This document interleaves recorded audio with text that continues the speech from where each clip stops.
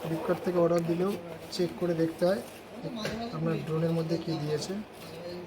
যে ড্রোন টি pro max,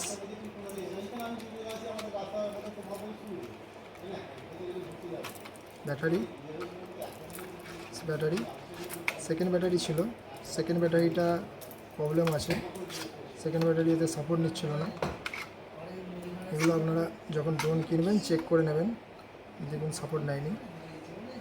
ঠিক আছে, এখানে যা ফ্লাইং ব্লেড আছে, এই যে রিমোট দিয়েছে, রিমোট কন্ট্রোলে আপনারা যখন ড্রোন কিনবেন তখন চেকিং করে নেবেন যে এর মধ্যে ব্যাটারি আছে কিনা। ব্যাটারি দেয়নি, ঠিক আছে। এইগুলো আপনারা ঠকে যেতে পারেন।